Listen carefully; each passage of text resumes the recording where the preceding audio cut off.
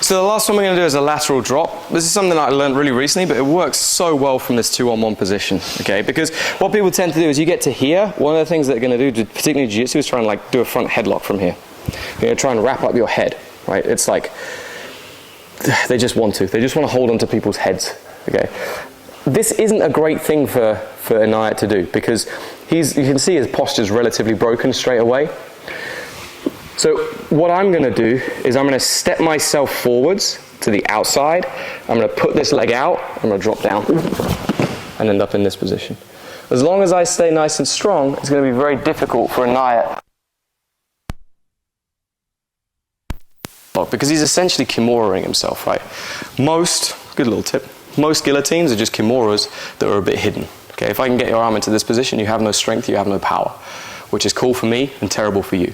Okay, so again, we're going 2-on-1 in this position. Okay, the way that I get this to work, I'm going to bait him by just sliding my head underneath his chest, and he'll always do that. The first thing I want to do is I want to make sure that my head sticks through that hole and I get my posture back. It might seem like I'm exposing my neck, but again, if I'm down here, Inayat's got that strong shoulder position. I'm up here, Inayat doesn't have a strong shoulder position. So I step, drop, come over the top. Up in my just top side control. Even if he's got the guillotine, I can still do all kinds of nasty things to him, which he won't like. All right, so one more time. We're here. Okay, I'm setting up my grip.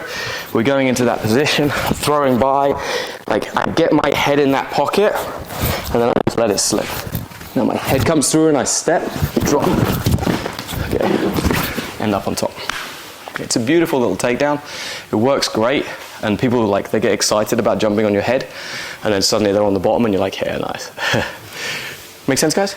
Any questions? So my movement without Inayat, setting up my 2-on-1, they can either jump over your head, or you just put your head in the center of their chest. They will wrap your head up. They will. It's just something they've got to do. Okay? It's like an inbuilt thing. I've got to try and guillotine them. I've got it. So when you're there, step forward so your head comes up, leg goes out, and then just sit. Okay? Person who's having this done to you, go with it, and you'll end up on bottom. And from there, it's that same scissoring movement that we did before, getting into the position. Questions? Let's try. 1, 2.